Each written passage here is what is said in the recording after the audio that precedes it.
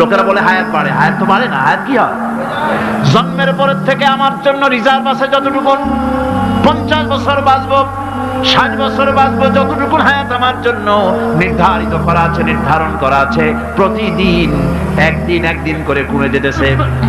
এজন্য আমি বলি, আমার বাড়িতে যে ঘড়িটা আছে, এই ঘড়িটা বেলা 1টার সময় ঢং করে একটা আওয়াজ দেয়, শ্রোতাকে শুনিয়ে দেয়, বাড়িওয়ালা তোমার জীবনের মূল্যবান হায়াত থেকে 1 ঘন্টা কমায়া দিলাম। 2টার সময় 2টা ঘন্টা লাগায় শোনায় দিল, বান্দারে তোমার জীবনের মূল্যবান সময় থেকে 2টি ঘন্টা কমে গেল। এমনি করে দিন গেল, মাস গেল, বছর গেল, আমাদের হুঁশ হলো না। সময় চলে গেল তাস খেলে খেলে, সময় চলে গেল আমাদের খেলাধুলা করে, শয়তানি বদমাশি করে। সময় কতটুকু পেলাম? কিয়ামতের দিন, বিচারের দিনটা যেটা হবে, আল্লাহ রাব্বুল আলামিন বলেন বিচারের দিনটাই লম্বা হবে 50 আলফা সানা মিম্মা তাউদ্দুন। বিচারের দিনটা লম্বা হবে কত বছর? 50,000 বছর। কত বছর? দুনিয়ায় যেভাবে তুমি হিসাব করো, দুনিয়ার গণনা অনুযায়ী হাসরের বিচারের দিনটা হবে 50,000 বছরের মতো লম্বা। এক কিতাবে দেখেছি, তিনি লিখেছেন হিসাব করে, কিয়ামতের ওই দিনটার হিসাবে 50,000 বছর একটা দিন লম্বা। ওই হিসাবে পৃথিবীতে যারা 60 বছর বাঁচলো, সে যেন আখিরাতে 2 মিনিট দুনিয়ায় বাঁচলো। চিন্তা করেছেন? মাত্র 2 মিনিট। 60 বছর যারা হায়াত পেল, 2 মিনিট বাঁচলো। এই 2 মিনিটের জন্য কত হাঙ্গামা, কত মারধর, কত সন্ত্রাস, ক্ষমতার জন্য লড়াই, ঠ্যাং করেনগে, ত্যাং করেনগে, লাঠি কে আন্দার মুগুর ভরেনগে, শক্তির ঠেলায় অস্থির। আমার বন্ধুগণ, সময় চলে যাচ্ছে স্রোতের মতো করে, কারোর জন্য সময় অপেক্ষা করতেছে না। আমাদের মৃত্যু প্রতি মুহূর্তে কাছে চলে আসতেছে। এই জন্য শায়ের বলেছেন, আগাহা আপনি মৌত সে কোই বাশার নেহি, আগাহা আপনি মৌত সে কোই বাশার নেহি, সামা সো বরস কে হ্যাঁ পল কি খবর নেহি। মৃত্যু সম্পর্কে আমাদের কারো জানা নাই। যে কোনো মুহূর্তে মৃত্যু আমাদের কাছে এসে যেতে পারে, মৃত্যু সম্পর্কে কিছুই জানা নাই। অথচ প্রতি মুহূর্তে আমরা মৃত্যুর দিকে গিয়ে চলছি। মাল সামান 100 বছর কি ধরে খাবো তাও জমা করে রেখেছি, কিন্তু এক মুহূর্তের খবর নাই। মাহফিলে এসেছি, বাড়ি যেতে পারবো নিশ্চয়তা নাই। আছে? বলেন আছে? আপনি বাড়ি যাও ভালো, বসেছেন, দাঁড়াতে পারবেন, এই নিশ্চয়তা আছে? সুতরাং সূরার যে সময়ের উপরে কসম করে মূলত সময়ের অপরিসীম গুরুত্ব সম্পর্কে আল্লাহ পাক মানুষকে বুঝাই দিতেছেন। সময়ের দাম দাও। আমাদের সময় চলে যায় গান শুনতে শুনতে, আশ্চর্য মলম বিক্রি করা দেখতে দেখতে, তাস পাশা খেলতে খেলতে সময় চলে যায়, কেউ খেয়াল করে না। সময় বলতে অতীত কালও হতে পারে, আবার বর্তমানও হতে পারে। আর বর্তমান কাল কোনো কালই না। বর্তমান কাল কোনো কাল নয়। প্রতি মুহূর্তে ভবিষ্যৎ এসে বর্তমান হয়, আর প্রতি মুহূর্তে বর্তমান কি হয়? অতীত হয়ে যায়। বর্তমান কাল বলে কোনো কাল নেই। প্রতি মুহূর্তে অতীত হয়ে যাচ্ছে। এই যে আমি মাহফিলে বসছিলাম প্রথম এসে, ওইটা কি এখনো বর্তমান আছে? এই যে বর্তমান কথা বলছি, এটা অতীত হয়ে যাচ্ছে। সুতরাং বর্তমান কাল নাই। আল্লাহ পাক ওয়াল আসরে সময়ের কসম করে বলছেন। যদি আমরা চিন্তা ভাবনা করি তাহলে আমরা লক্ষ্য করব আমাদের আসল মূলধন সময়। আসল মূলধন কি? জীবনের আসল মূলধন কি? সময়। ইমাম রাজি রাহমাতুল্লাহ আলাইহি এই পর্যায়ে এক বুজুর্গের ব্যক্তির কথা তিনি আলোচনা করেছেন। তিনি বলেছেন যে একটা লোক, তিনি সূরা ওয়াল আসর এর ব্যাখ্যা তিনি বুঝতেছিলেন না। ব্যাখ্যাটা এই মাথার মধ্যে ঘুরপাক খাচ্ছিল, এর ব্যাখ্যাটা। একবার তিনি বাজারে ঢুকলেন, তারপরে তিনি শুনতে পেলেন বাজারের এক প্রান্ত থেকে একজন চিল্লায় বলতেছে, সেই ব্যক্তির উপরে রহম করো যার পুঁজি গলে যায়, সেই ব্যক্তির উপরে রহম করো যার পুঁজি গলে যায়। উনি চিন্তা করলেন পুঁজি এবার গলে কেমন। উনি দৌড়ে গেলেন, যায় দেখেন যে যে ব্যাটা চিল্লাচ্ছে সে হচ্ছে বরফ বিক্রেতা। কি বিক্রেতা? বরফ। বরফ আইস। এখন এই বরফ বিক্রেতা সে চিল্লায় বলতেছে, সেই ব্যক্তির বড় রহম করো যার পুঁজি কি গলে যায়। সূর্যের তাপ বাড়তেছে আর বরফ গলে যাচ্ছে। সে বোঝাতে চাচ্ছে যে আমার এই বরফটা জমাট থাকা অবস্থায় তোমরা কেউ কেনো, যেহেতু আমার পুঁজিতে এর মধ্যে আমি ইনভেস্ট করেছি, এটা যদি পানি হয়ে যায় তো পানি তো কেউ কিনবে না, এটা তো জায়গা চেয়ার পাওয়া যায়, বরফ পাওয়া যায় না বলি তো বরফ কিনে আনছি। তোমরা আমার প্রতি দয়া করো, তাড়াতাড়ি করে বরফটা কিনে নিয়ে যাও। ইমাম রাজি রহমাতুল্লাহ আলাইহি বলেন, বুজুর্গ ব্যক্তি চিৎকার মেরে বললেন, আল্লাহু আকবার, আমি কিন্তু এই বরফ বিক্রেতার ঘোষণার মধ্য দিয়ে সূরা ওয়াল আসরের তাফসীর আমি বুঝে ফেলেছি। তার মানে হলো বরফ বিক্রেতা যেভাবে বলতেছে, সেই ব্যক্তির উপরে রহম করো যার পুঁজি গলে যায়। আমারও তো একটা পুঁজি আছে, ওই পুঁজির নাম হায়াত। প্রতি মুহূর্তে আমার পুঁজি তো গলে যেতেছে, আমার পুঁজি তো গলে যায়, প্রতি মুহূর্তে কমে যেতেছে। আরে এই পুঁজি যে গলে গেল, ধরে রাখতে পারলাম না, এই জন্য কিছুই তো করতে পারি নাই। সূরা ওয়াল আসরের ভিতরে মানুষের আয়ুষ্কাল দেওয়া হয়েছে, বরফ গলে যাওয়ার মতো দ্রুত সে আয়ু কমে যাচ্ছে। একে যদি নষ্ট করে ফেলা হয়, ভুল কাজে ব্যয় করা হয়, সেটাই হচ্ছে মানুষের মূল ক্ষতি। মানুষের মূল ক্ষতি, ব্যবসায় ক্ষতিগ্রস্ত হয়েছে, না মূল ক্ষতি নয়। স্বাস্থ্য হারাইছে, মূল ক্ষতি নয়। রাজনীতিতে ব্যর্থ হয়েছে, মূল ক্ষতি নয়। জীবনে মন্ত্রিত্ব হারাইছে, মূল ক্ষতি নয়। মূল ক্ষতি প্রতি মুহূর্তে সময় নষ্ট হচ্ছে, এটাই মূল ক্ষতি। ভাইরা, কিয়ামতের দিন জান্নাতীদের কোনো দুঃখ থাকবে না, সকলের দুঃখ থাকবে, জান্নাতীদের কোনো দুঃখ থাকবে না? থাকবে, থাকবে। জান্নাতীদের মনের মধ্যে একটা দুঃখই থাকবে, ভালো করে শুনুন, জান্নাতীদের মনের মধ্যে একটা দুঃখই হবে। তারা মনে মনে চিন্তা করবেন, আফসোস করবেন, আরে যদি দুনিয়ায় বসে অমুক সময় বাসে বসেছিলাম, আজে বাজে চিন্তা করেছি, বাড়ির ড্রয়িং রুমে একা একা বসে বসে আজে বাজে চিন্তা করেছি, অমুক অমুক সময় খেলাধুলায় কাটাইছি, এই সময়গুলিতে যদি সুবহানাল্লাহ, আলহামদুলিল্লাহ, লা ইলাহা ইল্লাল্লাহ, আল্লাহু আকবার, এই তাসবিহ যদি পড়তাম, জিকির আজকার করতাম, জান্নাতের ভিতরে আরো নিয়ামত লাভ করতে পারতাম। সময়টা তো কাজে লাগাইলাম না। মানুষের শর্ত, মুমিনের সব কাজে সওয়াব। ওয়াকুলু লিন্নাসি হুসনা, মানুষের সঙ্গে ভালো ভালো কথা কও, মানুষের সঙ্গে হাসি মুখে কথা কও। একজনের সাথে হাসি মুখে কথা বললেন, আপনার একটা সদকা দেওয়ার মতো সমান সওয়াব আমলনামায় লেখা হয়ে গেল। ভালো ভালো কাজ করো। বন্ধুগণ, সময় দ্রুত গতিতে চলে যাচ্ছে, মানুষের জীবন ক্ষতিগ্রস্ত হচ্ছে। ক্ষতি থেকে বাঁচতে পারবে চারটা গুণ যার মধ্যে আছে, বাকি সব ক্ষতিগ্রস্ত হয়ে যাবে।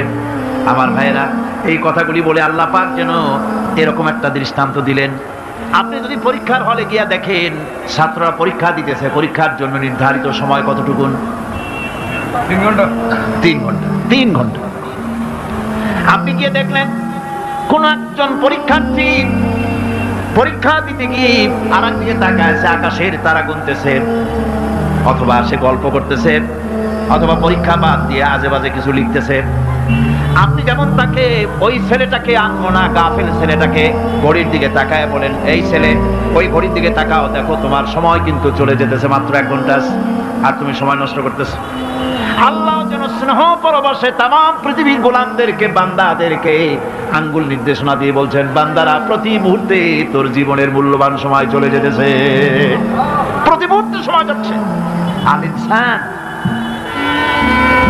ইনসান বলতে শুধু মুসলমান না, ইনসান বলতে কি মুসলমান শুধু না, আল ইনসান মানব মণ্ডলী, বিশ্বের সমস্ত মানুষকে আল্লাহ বলছেন, হিন্দু, খ্রিস্টান, বৌদ্ধ, নাসারা, ইহুদি, মজুসি, মুসলমান, বিশ্বের সব মানুষকে আল্লাহ বলছেন। যেহেতু আল্লাহ স্রষ্টা, মানুষের ব্যাপারে সার্বিক কল্যাণময় কথা কে বলতে পারেন? কে বলতে পারেন? সে আল্লাহ রাব্বুল আলামিন বলছেন, সময় চলে যাচ্ছে, ও পৃথিবীর মানুষেরা। এই মানুষ বলতে আল্লাহ রাব্বুল আলামিন কোন ব্যক্তি, কোন গোষ্ঠী, কোন জাতিকে বলেন নাই, বলেছেন সমগ্র মানবতাকে। এর অর্থ হচ্ছে সূরাটিতে উল্লেখ্য 4টি গুণ যদি আমল করতে পারে লোকেরা, যেই ব্যক্তি করবে, যেই সমাজ করবে, যেই রাষ্ট্র করবে, যেই গোষ্ঠী করবে, যেই জাতি করবে, তারাই ক্ষতি থেকে বেঁচে যাবে। আর যারা করবে না, তারা ক্ষতিগ্রস্ত হবে। কি হবে বলুন? এখন আল্লাহ পাকের কথা শুনুন। আল্লাহ পাক বলছেন, ওয়াল আসরি ইন্নাল ইনসানা লাফি খুসর। খুসর, এই যে খাসার, এই শব্দটা হচ্ছে আবিধানিক অর্থে ক্ষতি, হচ্ছে লাভের বিপরীত। লাভের বিপরীত কি? ক্ষতি। নাফা, এই নাফার বিপরীত কি? নোকসান। খাসারাটা কি? নোকসান বলা হয় পুঁজি 50,000 খাটাইছিলাম, লাভ করতে পারি নাই, পুঁজি ঠিক আছে, এটাকে বলা হয় নোকসান। এটাকে কি বলা হয়? নোকসান। কিন্তু আমি পুঁজি খাটিয়েছিলাম 50,000 টাকা, লাভ তো হয়ই নাই, পুঁজিও চলে গেছে, আমও গেছে সালাও গেছে, আমও নাই সালাও নাই, এইটারে আরবিতে কি বলা হয়? খাসার। দেউলিয়া। দেউলিয়া হয়ে গেছে। দেউলিয়াটা বোঝেন ভালো আপনারা? দেউলিয়া হয়ে গেছে।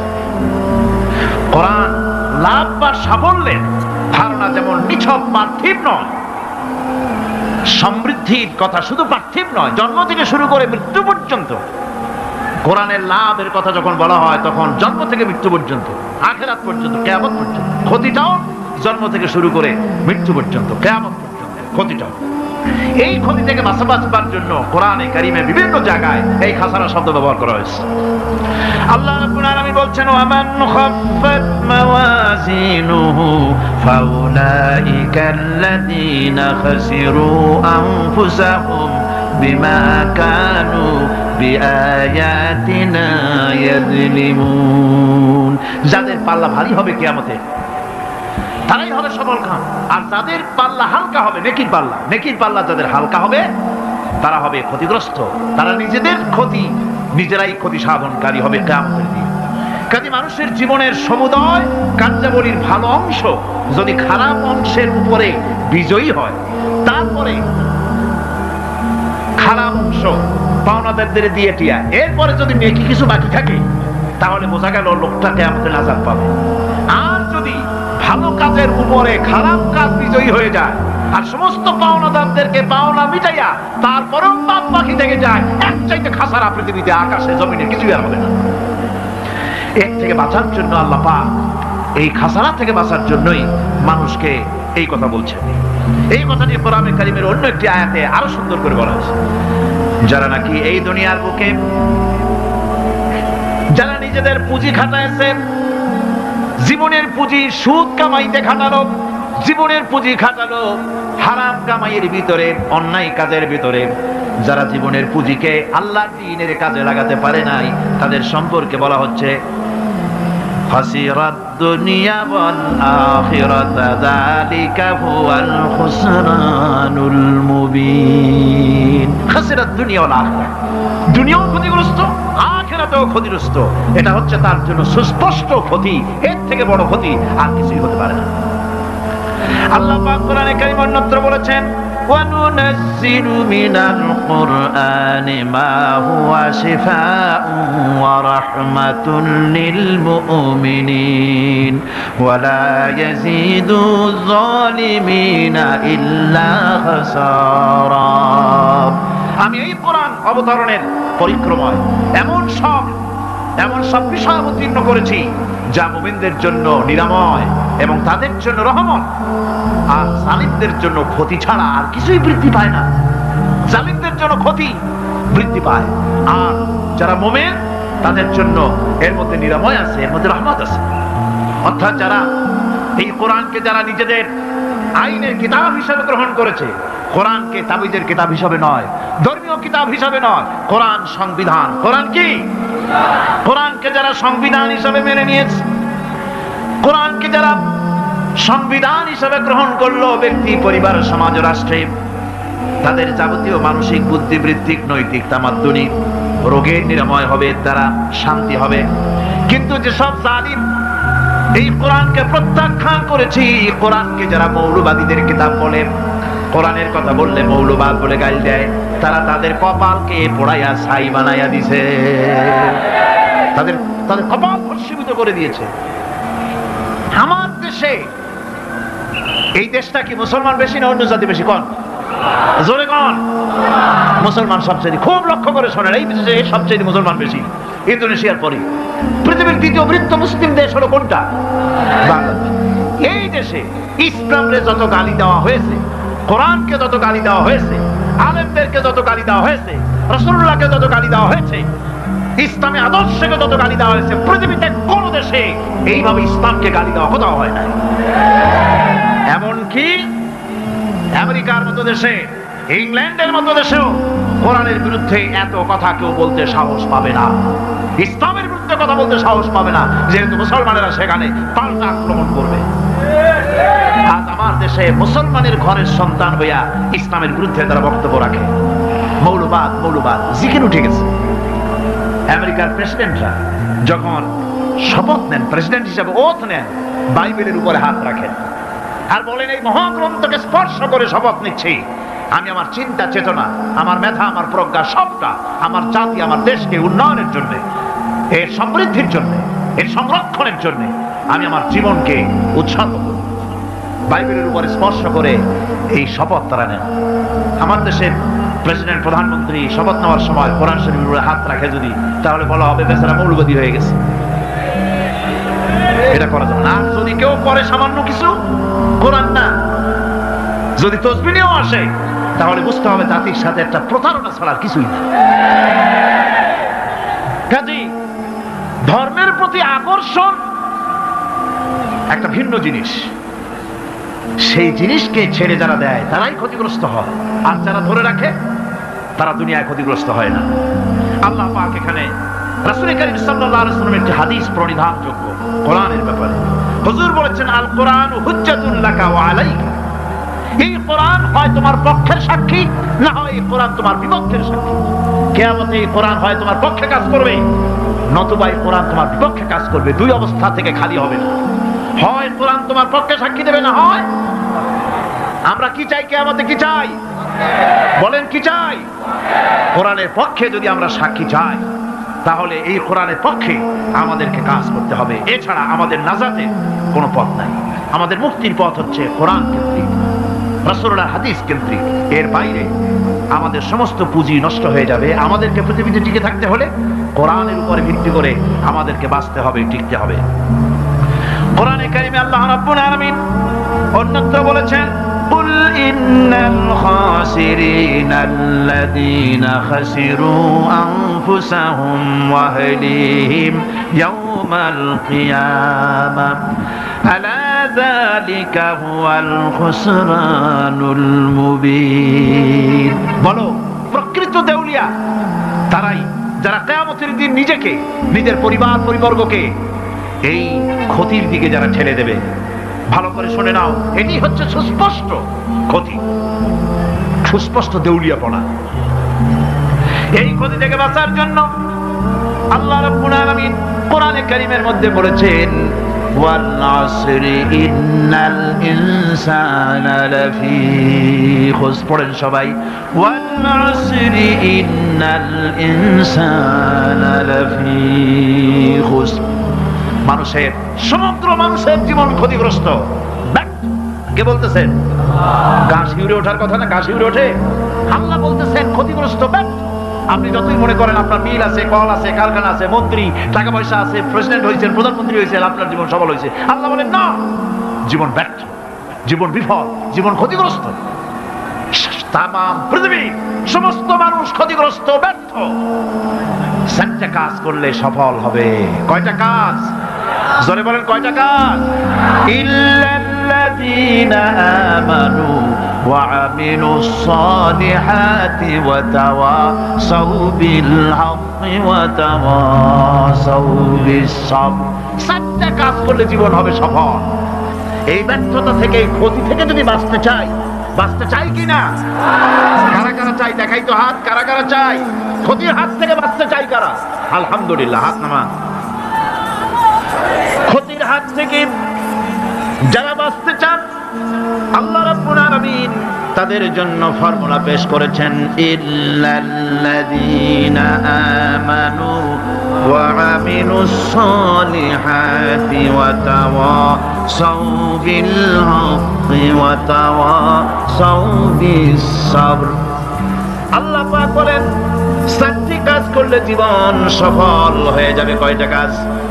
4টা কাজ করলে জীবনটা সফল হয়ে যাবে। 1 নম্বরে ঈমান। 1 নম্বরে কি? ঈমান। এটাই হচ্ছে ফাউন্ডেশন।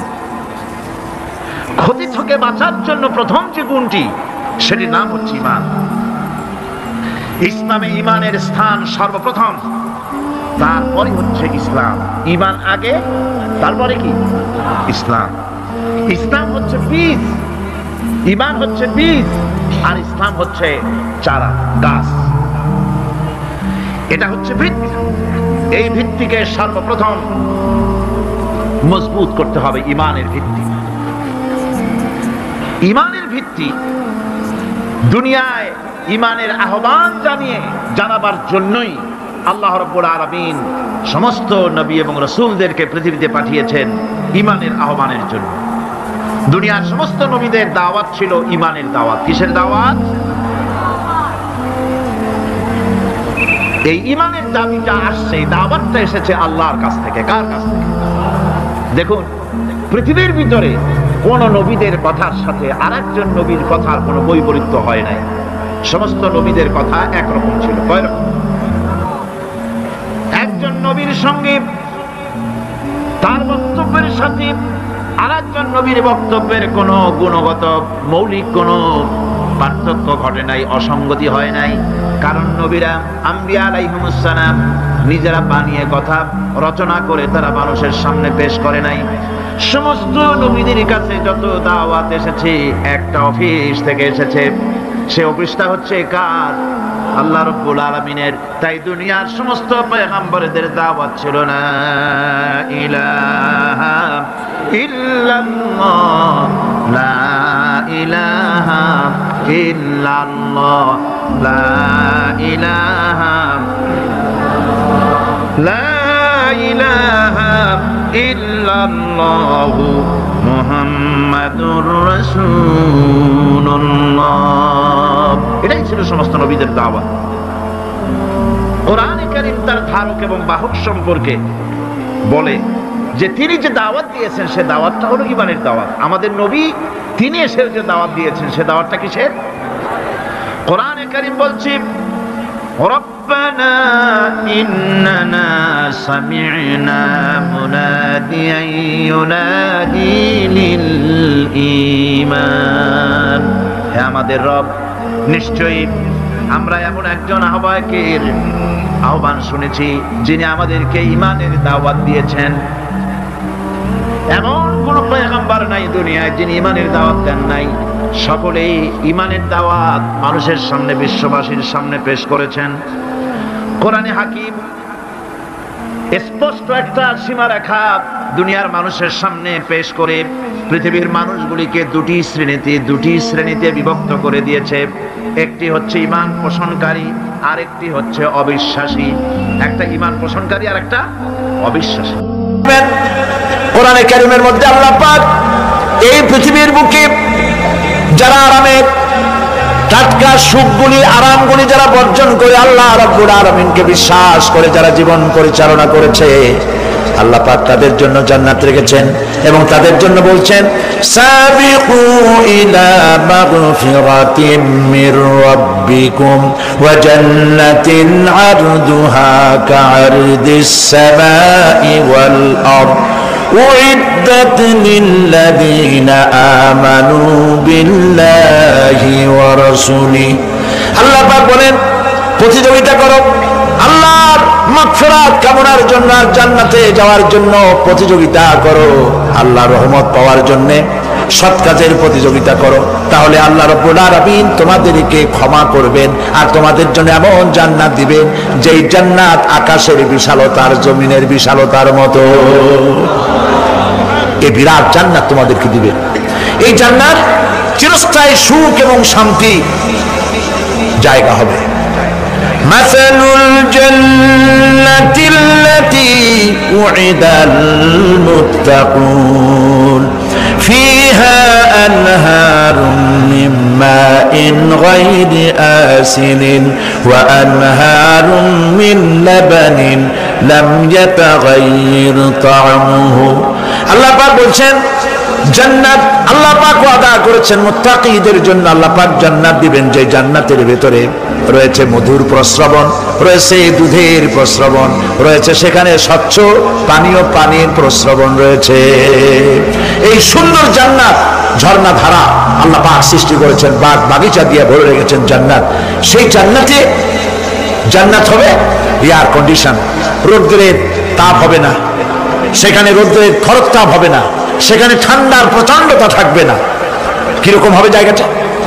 আল্লাহ পাক বলছেন মুত্তাকিনা আলাল আরাইকি লা ইয়ারাউনা ফিহা শামসান ওয়ালা জামহারিরা ওয়া দানিয়াতান আলাইহিম যিলালুহা ওয়া দুল্লিলাত কুতুফুহা তাদলিলা।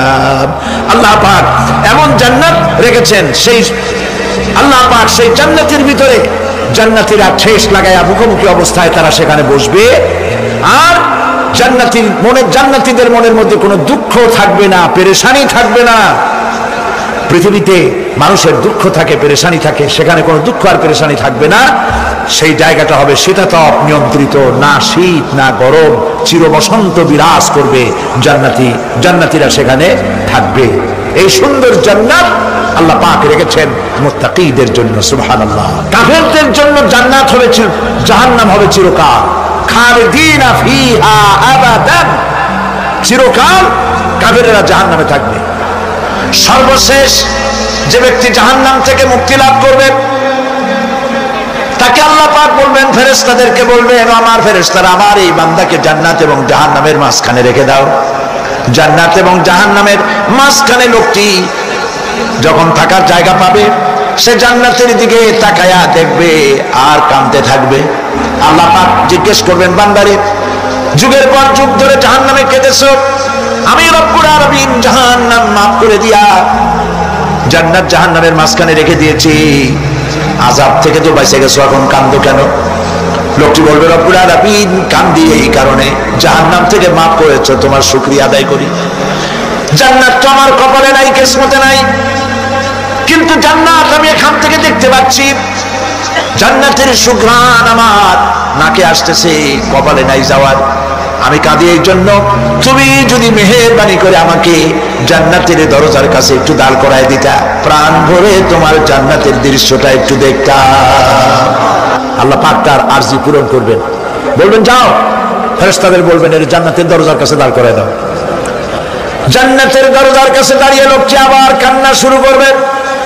আল্লাহ পাক প্রশ্ন করবেন, আবার কান্দো কেন?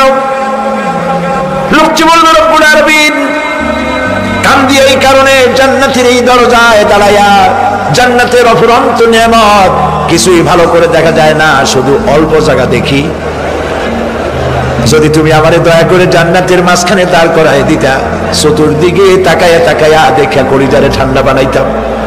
তবে আমি ওয়াদা করি, জান্নাতের কোনো নাজ নেয়ামত, কোনো ফল আমি খাবো না, ধরবো না, সইব না।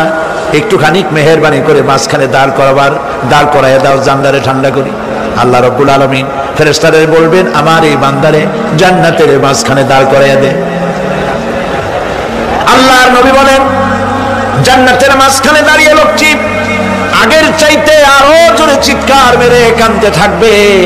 আল্লাহ পাক বলবেন, বান্দারে কি হলো তোর? দরজার কাছে আসতে চাইছিলে, আইনা দিলাম। আবার এবার মাঝখানে আসতে চাইছো, তাও এনে দিয়েছি, আবার কান্দো কেন? লোকটি বলবে, রব্বুল আলামিন এবার কান্দি এই জন্যে, তুমি যখন দয়া করে একটিবার জান্নাতের মাঝখানে এনে আমাকে দাঁড় করায় দিয়েছো, তুমি রহমান রহিম গফুরুর রহিম, এই জান্নাত থেকে আবার আর বাইর করে দিও না। আল্লাহ রাব্বুল আলামিন বলবেন, ও আমার বান্দারে, আমার এই জান্নাত তোর খুব পছন্দ হয়েছে নাকি? লোকটি বলবে, রব্বুল আলামিন কলিজা ঠান্ডা হয়ে গেছে, ভাবতেও পারি নাই জান্নাত এত সুন্দর। আল্লাহ পাক বলবেন, বান্দারে এরকম একটি নয়, দুইটা নয়, তোর জন্য আমি 10টা জান্নাতে এরকম রিজার্ভ করে রাখছি। সুবহানাল্লাহ। আল্লাহ পাককে ভয় করে পৃথিবীর সমস্ত পাপ থেকে যারা নিজেকে রক্ষা করবে, আল্লাহ তাদের জন্য এই জান্নাত রেখে দিয়েছেন। সুবহানাল্লাহ। সেই জান্নাতের রিসিপশন আপনারা আন্দাজ করতে পারবেন না, রিসিপশন কারে কয়। কি এর প্রধানমন্ত্রী আর প্রেসিডেন্ট, 4-5টা পুলিশ আর আর্মি আসে একটা ঠক করে সেলুট মারলো, বা শেষ হয়ে গেল, এরকম না। জান্নাতীদেরকে রিসিপশন দেওয়া হবে। জান্নাতীরা যখন আল্লাহর হুকুমে জান্নাতের দিকে যেতে লাগবে, আর যখন জান্নাতের কাছে চলে যাবে, আল্লাহ রাব্বুল আলামিন শোনায় দিচ্ছেন, হাত্তা ইযা জাউহা ফুতিহাত আবওয়াবুহা ওয়া ক্বালা লাহুম খাযানাতুহা সালামুন আলাইকুম তিবতুম ফাদখুলুহা খালিদিন। সুবহানাল্লাহ। জান্নাতীরা যখন জান্নাতে প্রবেশ করার দরজার মুখোমুখি হবে, দ্বার রক্ষীগণ তখন বলবে সালামুন আলাইকুম, আল্লাহর শান্তি তোমাদের উপরে বর্ষিত হোক। সুবহানাল্লাহ। দুনিয়ার টাটকা টাটকা সুখগুলি দুই পা দিয়ে ঠেলে দিয়েছো, টাটকা সুখগুলি গ্রহণ করো নাই, হারাম খাও নাই, আল্লাহর দ্বীন কায়েমের জন্য রক্ত দিয়েছো, জীবন দিয়েছো, কষ্ট করেছো, আল্লাহকে ভয় করেছো। আমাদের সালাম গ্রহণ করো, জান্নাতের মধ্যে ঢুকে যাও চিরকালের জন্য। সুবহানাল্লাহ। আর বাইরে হওয়া লাগবে না, চিরকাল এই জান্নাতের মধ্যে তোমরা বসবাস করতে পারবে, আল্লাহ রাব্বুল আলামিনের ফেরেশতারা বলে দিবেন। জান্নাতের মধ্যে আল্লাহ পাক হুরদের সঙ্গে জান্নাতীদের বিয়ের ব্যবস্থা করে দিবেন। কোরআনে কারিমে আল্লাহ পাক বলেন মুত্তাকিনা আলা সুরুরিম মাসফুফাতিন ওয়া যাওয়াজনাহুম বিহুরিন ঈন। সামনাসামনি ভাবে সাজানো সারি সারি আসন সমূহের উপর তারা ঠেস লাগায় বসে থাকবে, আর আল্লাহ রাব্বুল আলামিন হুরদের সাথে জান্নাতীদের বিয়ের ব্যবস্থা করে দিবেন। যেসব হুরের সঙ্গে বিয়ে হবে তাদের আল্লাহ পাক বিবরণ দিচ্ছেন কি রকম হবে তারা। লাম ইয়াতমিসহুন্না ইনসুন ওয়ালা জান। এর পূর্বে জিন এবং ইনসান এদেরকে কেউ স্পর্শ করে নাই। কি রকম তারা? কাআন্নাহুন্নাল ইয়াকুতু ওয়াল মারজান। যেমন ঝিনুকের ভিতরে মণিমুক্তা থাকে, এইভাবে আল্লাহ পাক তাদেরকে পবিত্র করে রেখে দিয়েছেন। আমার প্রিয় ভাইরা, আল্লাহ রাব্বুল আলামিন কোরআনে কারীমের ভিতরে বলেছেন ফাবিআইয়ি আলা'i রাব্বিকুমা তুকাদ্দিবান। জান্নাত দান করে আল্লাহ পাক এবার জান্নাতীদেরকে সম্বোধন করে বলবেন ইয়া ইবাদি লা খাউফুন আলাইকুমুল ইয়াওমা ওয়ালা আনতুম তাহজানুন। হে আমার বান্দারা, লা খাউফুন আলাইকুমুল ইয়াওম, আজ আর কোনো ভয় নাই। সুবহানাল্লাহ, সুবহানাল্লাহ। আজ আর কোনো ভয় নাই, কোনো চিন্তাও নাই, আরামে এই জান্নাতের মধ্যে বসবাস করো। এরপরে আল্লাহ পাক জিজ্ঞেস করবেন, ও আমার জান্নাতীরা, আমি যেসব ওয়াদা করছিলাম আমার ওয়াদা মোতাবেক সমস্ত নিয়ামত পেয়েছো? তারা বলবে হ্যাঁ পেয়েছি, সব নিয়ামত আপনার ওয়াদা মোতাবেক সব পেয়েছি। আল্লাহ রাব্বুল আলামিন বলবেন সব পাও নাই, ওয়ালাদাইনা মাজিদ, আমার কাছে আরো বেশি আছে। সুবহানাল্লাহ, আমার কাছে আরো বেশি আছে। জান্নাতীরা বুঝবে না সে আরো বেশিটা কি, এর থেকে আর বেশি কি। প্রিয় ভাই সব, নবী করিম সাল্লাল্লাহু আলাইহি সাল্লাম বলেছেন জান্নাতের সুখ আর শান্তি কোন চোখ নাই যা দেখেছে, যা কোন অন্তঃকরণ নাই যা কল্পনা করতে পেরেছে। এই জান্নাত মুত্তাকিদের জন্য আল্লাহ রাখছেন। সুবহানাল্লাহ। জান্নাতীরা ভাবতেও পারবে না সেই নিয়ামতগুলি কি। প্রিয় ভাই সব, সেই মুহূর্তে আল্লাহর নবী মুহাম্মদুর রাসূলুল্লাহ সাল্লাল্লাহু আলাইহি ওয়াসাল্লাম বলবেন রব্বুল আলামিন, আমার উম্মতেরা জান্নাতীরা বুঝতে পারে নাই আপনার কাছে কি নিয়ামত আরো বেশি আছে।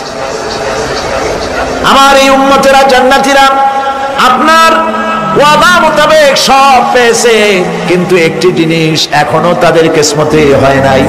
সেই জিনিসটা হলো যারা তার রবকে না দেখে শুধু কোরআন আর হাদিসের কথা শুনে আরবের ঘুম হারাম করে তাহাজ্জুদের নামাজ আদায় করেছিল, চোখের পানি বেরিয়েছিল।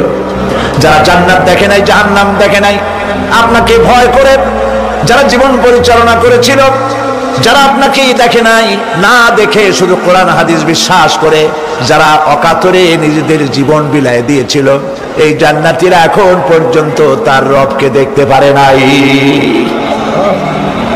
আল্লাহ রাব্বুল আলামিন তার সামনে থেকে ৭০,০০০ পর্দা সরে যাবে। আল্লাহ পাক বান্দাদের আরজি পুরা করার জন্য জান্নাতীদের সামনে তিনি জালোয়া ফরোজ হবে। কোরআন কোরআন শরীফের ভিতরে আল্লাহ পাক বলেন জান্নাতীরা তারা আল্লাহর দিকে, জান্নাতীরা তার রবের দিকে তাকিয়ে থাকবে, আর রব তার বান্দাদের দিকে তাকাইয়া থাকবে। প্রাণ ভরে জান্নাতীরা রবকে দেখবে, সুবহানাল্লাহ, আল্লাহ পাককে দেখবে। প্রাণ খুলে আজ দোয়া করি রব্বুল আলামিন, জান্নাতের যেই পরিবেশে যেই জায়গায় তুমি দয়া করে তোমার গোলামদেরকে তুমি নিজেই দর্শন দিবে, দেখা দিবে। মনিব গো, ও আমাদের রব, আজ এই বিশাল জনসমুদ্র নিয়ে তোমার দরবারে আবেগ ভরা কণ্ঠে বলি, যে অনুষ্ঠানটি তুমি এমন মুবারক অনুষ্ঠান করবে যেখানে তুমি জান্নাতীদেরকে দেখা দিবে, ওই জান্নাতের কোনো একটি, ওই অনুষ্ঠানের কোনো একটি কোনায় কানায় আমাদেরকেও দাঁড় করাইয়া দেখার তো।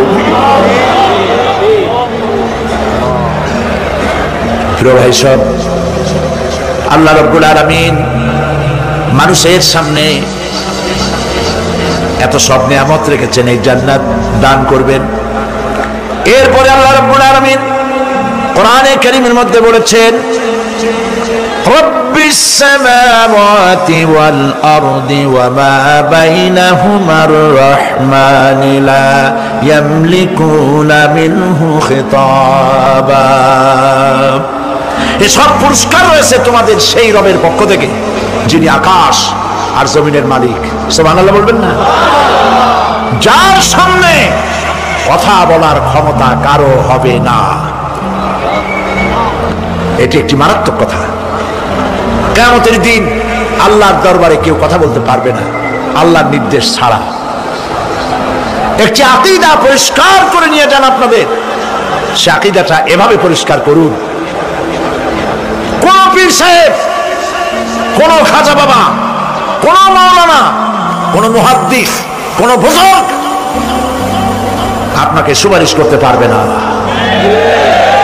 যদি না আল্লাহ পাক তাকে কথা বলার তৌফিক না দেন। মনে থাকবে এটা। আয়াতুল কুরসির ভিতরে আমরা পড়ি মান যাল্লাযী ইয়াশফাউ ইনদাহু ইল্লা বিইজনিহি। আল্লাহ পাক বলেছেন কিয়ামতের দিন আল্লাহর দরবারে কার সাহস আছে কথা বলতে পারে? মান যাল্লাযী ইয়াশফাউ ইনদাহু ইল্লা বিইজনিহি। আল্লাহর ওয়াদা ছাড়া, হুকুম ছাড়া আল্লাহর সামনে কথা বলা সেদিন কেউ থাকবে না। সুবহানাল্লাহ, কেউ কথা বলতে পারবে না। সুপারিশ করতে হবে আল্লাহ যারে বলেন তুমি করো, অমুকের জন্য করো, সেই ব্যক্তি শুধু তার জন্যই করতে পারবে, আর কেউ কথা বলতে পারবে না। সেই কঠিন হাসরের ময়দান যেদিন শুধুমাত্র আল্লাহ পাক কথা বলবেন, আর যারে বলতে বলবেন সেই কেবলমাত্র বলতে পারবে। সুপারিশ এটি আল্লাহ পাক কিয়ামতে পারমিশন দিলে বলা যাবে। হযরত ইব্রাহিম আলাইহিস সালাম কিয়ামতের দিন তার নিজের পিতা সম্পর্কে সুপারিশ করবেন, রব্বুল আলামিন আমার আব্বার জন্য সুপারিশ করতেছি, মেহেরবানি করে জাহান্নাম থেকে তারে আপনি রক্ষা করুন। আল্লাহ রব্বুল আলামিন বলবেন ইব্রাহিম তোমার সুপারিশ মঞ্জুর হবে না। প্রিয় ভাই সব, একটু মাথা কাটান, চিন্তা করেন। জাতির পিতা কে? জাতির পিতা চিল্লায় বলুন, কলিজা সাফ করে ফেলুন। মুসলমানদের জাতির পিতা হাবিজ হাবিব কেউ হতে পারে না।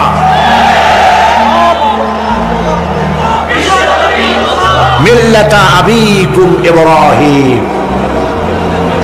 ইব্রাহিম আলাইহিস সালাম এই মিল্লাতের পিতা। সুবহানাল্লাহ। হযরত ইব্রাহিম আলাইহিস সালাম কিয়ামতের দিন বলবেন আল্লাহ আমার আব্বার জন্য সুপারিশ করছি। আল্লাহ পাক বলবেন মঞ্জুর হবে না। আসর তোমার পিতা হতে পারে, কিন্তু আমার খলিলকে আগুনে ফেলার জন্য নমরুদকে সে সহযোগিতা করেছে, আমি তোমার পিতাকে ক্ষমা করব না। নবী করিম সাল্লাল্লাহু আলাইহি সাল্লামকে সাহাবায়ে কেরাম জিজ্ঞেস করেছেন, হে রাসূল আপনার আব্বা এবং আম্মার অবস্থা কি হবে? নবী করিম সাল্লাল্লাহু আলাইহি সাল্লাম কেঁদে ফেলেছেন, সাফ করেছেন আমি তাদের কোনো উপকারে আসব না। আল্লাহু আকবার। আপনি মনে করছেন নাকি যে ইয়া নবী সালাম আলাইকা বলি অমনি নবী সুপারিশ পাবেন? এত সহজ। কতগুলো রসগোল্লা খাইলেন, আর বড় একটা মিছিল করলেন, আর উনি চলে যাবেন। পৃথিবীর সব মানুষ, সাহাবায়ে কেরাম বাদ দেন, পৃথিবীর সমস্ত মানুষ একত্রিত হয়ে আবু তালেব রাসূলুল্লাহকে যে ভালোবেসেছেন, ওর 1000 ভাগের 1 ভাগও সারা দুনিয়ার মানুষ রাসূলুল্লাহকে ভালোবাসতে পারবে? পারবে? নিজের ছেলে আলীকে, আলী রাদিয়াল্লাহু তাআলা আনহুকে আলাদা বিছানায় শোয়াইয়া, ছোট্ট মানুষ হযরত আলী আলাদা জায়গায় রাখিয়া মুহাম্মদুর রাসূলুল্লাহ সাল্লাল্লাহু আলাইহি ওয়াসাল্লাম এতিম মানুষ তার কলিজার সাথে বুকের মধ্যে আশ্রয় দিয়ে আগলে রেখেছেন বুক ভরে। সেই আবু তালেব মৃত্যুর সময় নবী করিম সাল্লাল্লাহু আলাইহি ওয়াসাল্লাম বলেছিলেন, চাচা একটি বার আমার কানে তাওহীদের কালেমা শোনায় দেন। আবু তালেব তার কিসমতে ছিল না কালেমা। মরে যাওয়ার পর একজন সাহাবী বলেছিলেন, ইয়া রাসূলুল্লাহ, মৃত্যুর সময় আবু তালেবের মুখ আমি নড়তে দেখেছি, তিনি কালেমা পড়েছেন সম্ভবত। রাসূলুল্লাহ সাহেব বলেছেন, আমি শুনি নাই। এত ভালোবাসার পরেও হাদিস শরীফে এসেছে আবু তালেব জাহান্নামে যাবে। কোথায় যাবে? জাহান্নামে। সবচাইতে কম আযাব হবে কার? আবু তালেবের। কম আযাবটা কি? হাদিস শরীফে এসেছে কম আযাব হলো জাহান্নামের আগুন দিয়ে এক জোড়া জুতা তৈরি করে আবু তালেবের পায়ে পরিয়ে দেওয়া হবে। সেই জাহান্নামের আগুনের তৈরি করা জুতার তাপে আবু তালেবের মাথার ঘিলুগুলো টকবক করে বউ পড়তে লাগবে। এত ভালোবেসে যদি কিয়ামতে উপায় না হয়, আপনি ইয়া নবী সালাম আলাইকা, ইয়া রাসূল সালাম আলাইকা, আর কতগুলো জিলাপি খাইলেন, বড় একটা মিছিল করলেন। প্রিয় ভাই সব, এইসব বেদাত ছাড়ুন, এগুলো সুস্পষ্ট বিদআত। রাসূলুল্লাহকে ভালোবাসবেন, সাহাবীরা যেভাবে ভালোবেসেছেন ওইভাবে ভালোবাসবেন। আল্লাহ রাব্বুল আলামিন বলেন, যালিকাল ইয়াউমুল হক ফামান শাআ আত্তাখাযা ইলা রাব্বিহি মাআবা। এই দিনটি অবশ্যই আসবে, সেদিনটি নিশ্চিতভাবে আসবে। আর এখন যার ইচ্ছা সে তার রবের দিকে অগ্রসর হোক। ইন্না আনজারনাকুম আযাবান করিবান ইয়াওমা ইয়ানজুরুল মার'উ মা কদ্দামাত ইয়াদাহু ওয়া ইয়াকুলুল কাফিরু ইয়া লাইতানি কুনতু তুরাবা। ইন্না আনজারনাকুম আযাবান করিবা, খুব নিকটবর্তী একটি আযাব সম্পর্কে আমি তোমাদেরকে সতর্ক করে দিলাম। কে বলতেছেন? আল্লাহ পাক। লক্ষ্য করুন আল্লাহ কি বলছেন, খুব নিকটবর্তী একটি কঠিন শাস্তি, আযাব, অর্থাৎ কিয়ামত, এ সম্পর্কে আমি তোমাদেরকে সতর্ক করে দিলাম। ইয়াউমা ইয়ানজুরুল মার'উ মা কদ্দামাত ইয়াদা, সেদিন প্রত্যেকটি লোক যা সে পাঠিয়ে দিয়েছিল এখানে, অর্থাৎ যা করেছিল সেগুলি সে দেখতে পাবে। আর তখন ওয়া ইয়াকুলুল কাফিরু ইয়া লাইতানি কুনতু তুরাবা। সেই কিয়ামতের ময়দানে অবস্থা দেখে কাফেররা বলবে, আহারে মানুষ না হইয়া যদি মাটি হইয়া যেতাম, যদি মাটি হতাম, যদি মানুষ না হয়ে না জন্মাতাম, আজ এই হাসরের ময়দানে এইখানে এই বিচারের মুখোমুখি হতাম না, মাটি হইলে বরং অনেক ভালো হতো। এই পৃথিবীতে আমরা এসেছি, চলে যাব, যাওয়ার আগে এই কোরআন একটি বিশাল জনগোষ্ঠী এমন বানাতে চেয়েছে যে জনগোষ্ঠী এই কোরআন দিয়ে একটি বিশাল সমাজ গড়বে, রাষ্ট্র গড়বে, এমন রাষ্ট্র গড়বে যেই রাষ্ট্রে দুঃখ থাকবে না, অশান্তি থাকবে না, যেখানে সুখ থাকবে, সমৃদ্ধি থাকবে, আর কিয়ামতের দিন আল্লাহর জান্নাতে তারা চলে যাবে। তেমন একটি সমাজকে আমরা চাই। সবাই বলেন, সেরকম একটি সমাজকে আমরা চাই। প্রিয় ভাই সব, কিয়ামতের দিন আমরা যেতে চাই জান্নাতে। কোথায় যেতে চাই বলেন? জোরে বলেন। এই জান্নাতে যাওয়ার জন্য, এই জান্নাতে যাওয়ার জন্য দুইটা কাজ করতে হবে। কয়টা কাজ? আল্লাহ রাব্বুল আলামিন বলেন, ফামান কানা ইয়ারজু লিকাআ রাব্বিহি ফালইয়ামাল আমালান সালিহান ওয়া লা ইউশরিক বিইবাদাতি রাব্বিহি আহাদা। আল্লাহ পাক বলেন, যে বা যারা আমার সঙ্গে দেখা করতে চায় কিয়ামতে, দুইটা কাজ করা লাগবে। বলেন কয়টা কাজ? একটা হলো নেক আমল। কি আমল বলেন? নেক আমল। নেক আমল কারে বলে? নেক আমল করতে হলে আবার দুইটা শর্ত লাগে। এক নম্বরে কাজটা করতে হবে আল্লাহরে খুশি করার জন্য। কারে খুশি করার জন্য? একটা মাদ্রাসা বানাইছি যাতে লোকেরা বলে যে বড় একটা মাদ্রাসা বানাইছেন, এই জন্য মাদ্রাসা বানাবেন, মসজিদ বানাবেন, হসপিটাল বানাবেন, যা কিছু করেন নিয়ত হবে আল্লাহকে খুশি করা। নিয়ত হবে কারে খুশি করা? আল্লাহ পাককে খুশি করা। এই হলো নেক আমলের প্রথম শর্ত। কাজ হবে আল্লাহকে খুশি করার জন্য। দুই নম্বরে কাজটি হতে হবে সুন্নতে নববী সাল্লাল্লাহু আলাইহি ওয়াসাল্লামের উপরে। মনে থাকবে, দাড়ি রাখবো কেন রাখবো? রাসূলের সুন্নাত। রাখবো কারে খুশি করার জন্য? আল্লাহকে খুশি করার জন্য। রাখবো কার মতো? রবীন্দ্রনাথের মতো, কার্ল মার্কসের মতো, কবির মতো নয়। রাখতে হবে কার মতো? নবীর মতো। বুঝে নেন, কাজটা হতে হবে আল্লাহকে খুশি করার জন্য। দুই নম্বরে কাজটা হতে হবে সুন্নতে নববী সাল্লাল্লাহু আলাইহি ওয়াসাল্লামের উপরে হতে হবে। তাহলে এই হলো এক নম্বর। জান্নাতে যাওয়ার জন্য, আল্লাহর সাথে দেখা করার জন্য এক নম্বরের কাজ হলো নেক আমল। বলেন এক নম্বরের কাজ কি? দুই নম্বরের কাজ ওয়ালা ইউশরিক বিইবাদাতি রাব্বিহি আহাদা। আল্লাহ রাব্বুল আলামিনের ইবাদতের সাথে কাউকে শরীক স্থাপন করা যাবে না। আমরা যারা মুসলমান, অধিকাংশ মুসলমান শিরকের ভিতরে মুবতালা হয়ে আছে। বিশ্বাস করেন কিনা বলেন? কাফেরেরা তো মুশরিক আছে, ওরা তো মুশরিক আছেই, কিন্তু আমরা মুসলমানেরা আমাদের আমলের মধ্যে আমাদের অজান্তে সবের নিয়তে অনেক শিরক আমরা করে বসি। নাউজুবিল্লাহ। বলেন নাউজুবিল্লাহ।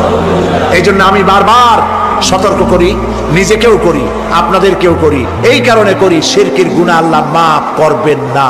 ইন্না শিরকা লাযুলমুন আযীম। শিরক মস্ত বড় অপরাধ, জল, আল্লাহ মাফ করবেন না। আল্লাহর কাছে কান্দে কান্দে মাপ চাওয়া লাগবে যে আল্লাহ শিরক থেকে আমাকে রক্ষা করো, বাঁচাও। অনেক গোপন শিরক আছে। মাজারে যান, পীর সাহেবের কাছে যান, মনে যদি নিয়ত থাকে উনি ফু দিলে আমি ভালো হবই, উনি তাবিজ দিলে আমার বাচ্চা হবেই, উনি আমারে দয়া করলেই আমার ব্যবসায় উন্নতি হবেই, এইটার নাম শিরক। এটার নাম কি? ওয়াইজা সাআলতা ফাসআলিল্লাহ ওয়াইজা ইসতাআনতা ফাসতাইন বিল্লাহ। যা বলার আল্লাহরে বলো, আর যা চাওয়ার কার কাছে চাও? চিল্লায় বলেন। কলিজাটাকে পরিষ্কার করে দেন আজকের মাহফিলে। এই কলিজায় কারো প্রতি কোনো ভয় রাখবো না আল্লাহ ছাড়া। ভয় করবো কারে বলেন? মহব্বত আল্লাহ ছাড়া, এত বেশি মহব্বত আর কাউকে করব না। আল্লাহ তাআলা আমাদের কলিজায় তোমার ভয় এবং মহব্বত দিয়ে ভরে দাও। রাসূলের মহব্বত দিয়ে আমাদের দিলকে ভরে দাও। বিশ্বাস করুন ভাই সাহেব, কোরআন শরীফ আমার সামনে, বিশ্বাস করুন, দেশি পীর বিদেশি পীর, খাজা বাবা দেশি এবং বিদেশি, কেউ আপনার ভাগ্য বদলাই দিতে পারবে না। এই পিছনে দৌড়ায় দৌড়ায় কোনো লাভ নয়। এতক্ষণ মসজিদের ভেতরে বসে আল্লাহর কাছে কাঁদেন। ওয়াকালা রাব্বুকুম উদউনি আস্তাজিব লাকুম। তোমার রব বলেছে আমারে ডাকো, আমি ডাকের সাড়া দিয়ে দেব। সুবহানাল্লাহ। আর আল্লাহ বলেছেন আমার ইবাদতের সাথে কাউকে শরীক করবে না। খবরদার। আলাইসাল্লাহু বিকাফিন আবদা। আল্লাহ প্রশ্ন করছেন, আলাইসাল্লাহু বিকাফিন আবদা, আমি কি আমার বান্দার জন্য যথেষ্ট নই? চিল্লায় বলুন অবশ্যই যথেষ্ট। আবার বলেন অবশ্যই যথেষ্ট। কলিজা সাফ করে ফেলেন। সম্রাট শাহজাহান, দিল্লির সম্রাট, হাবিজাবি সম্রাট না, দিল্লির সম্রাট। এখন কোথায়? কবর। কবি বলতেছেন, শাহনে জাহাं को जिन्हें फक्र से देते थे बाज, शाहने जहां को जिन्हें फक्र से देते थे बाज, वाज कब्र में है सूरह अलहम्दु की मोहताज। সারা ভারতবর্ষ যারা ট্যাক্স দিয়ে নিজেকে সৌভাগ্যবান বলে মনে করত, সে আজ কবরের মধ্যে ভিক্ষুকের মতো সূরা আলহামদুর মতো একটি সূরার মুহতাজ হয়ে ভিক্ষুকের মতো শুয়ে আছে। সম্রাট শাহজাহান মসজিদে বসে আছে, এক ফকির ঘুরতেছে। লোকেরা কয় ছোটবেলা থেকেই তোমার খয়রাত করতে দেখলাম, ভিক্ষা কি জীবনেও যাবে না তোমার? লোকটি বলছে আমি ভিক্ষা করবো ছাড়া আমার উপায়টা কি? এই লোকটি আমি ভিক্ষা করা ছাড়া করবো কি? লোকেরা তো আমার 60 টাকা 50 টাকা 100 টাকা দেয় না, 4 আনা 5 আনা 1 টাকা এই আমার দেয়, এ দিয়ে আমি বড় লোক হবো কেমন? লোকটি বলছে আচ্ছা দেখো তুমি তো জায়গা মতো যাইতে পারো নাই, বাদশার কাছে যাও, এমন দেওয়া দেবে জীবনে আর খয়রাত করা লাগবে না। তো বাদশার কাছে কি খয়রাতি যাইতে পারে কোনোদিন? হ্যাঁ এখন পারবা। কেমনে? সম্রাট শাহজাহান এখন একা একা মসজিদে আছেন। তখনকার এসব বাদশারা অনেকে নামাজি ছিলেন, দিনদার ছিলেন। ফকির দরজার কাছে দাঁড়াইয়া দেখতে পাচ্ছে কেউ নাই, দেহরক্ষীরা দূরে দূরে দাঁড়ানো। বাদশাহ মসজিদের ভেতরে বসে হাত তুলে ঝুলতেছে আর কাঁদতেছে, চোখের পানি দিয়া দাঁড়িয়ে ভিজে ভিজে পড়ছে। এই দৃশ্য অনেকক্ষণ দেখলো ফকির। কিছুক্ষণ পর সম্রাট শাহজাহান মসজিদ থেকে বেরিয়ে আসছে। ফকির বলছে আসসালামু আলাইকুম হুজুর। তিনি বললেন ওয়ালাইকুম আসসালাম, চলে গেল। বাদশা বললো আমার কাছে তো কেউ আইসা কিছু না চাইয়া তো যায় না, এর দেখলাম খয়রাতির মতো কিছু চাইলো না, বেটা ভয় করলো নাকি? হ্যাঁ আমি এদিকে আসো। আসছে। ভয় পাইছো? কয় না ভয় পাইনি। তো কিছু যে চাইলে না?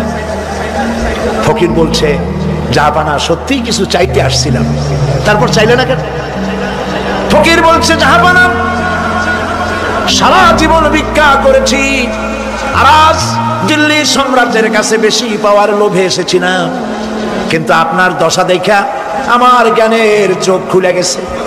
আমি লক্ষ্য করে দেখলাম আমি সম্রাটের কাছে চাইতে এসেছি, হাত তুলি নাই, বিনয় প্রকাশ করি নাই, চোখের পানি ফেলি নাই, কিন্তু লক্ষ্য করে দেখলাম দিল্লির সম্রাট আমার চাইতেও বড় ভিক্ষুকের মতো আবার কোন সম্রাটের কাছে হাত তুলে কান্দে।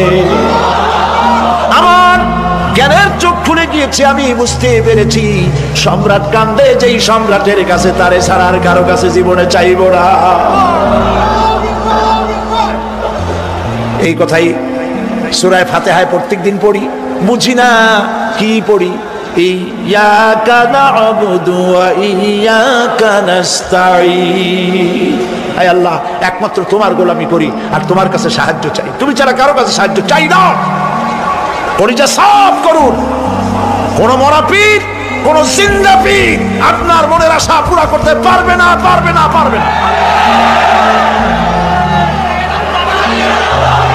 আর আজ থেকে কোন মাজারে টাকা দিবেন না, পয়সা দিবেন না, আগরবাতি দিবেন না, মোমবাতি দিবেন না, গোলাপ পানি দিবেন না। কারা কারা দিবেন না হাত উঁচু করে দেখা। সুবহানাল্লাহ, আলহামদুলিল্লাহ, লা ইলাহা ইল্লাল্লাহ। সুবহানাল্লাহ, আলহামদুলিল্লাহ, লা ইলাহা ইল্লাল্লাহ। সুবহানাল্লাহ।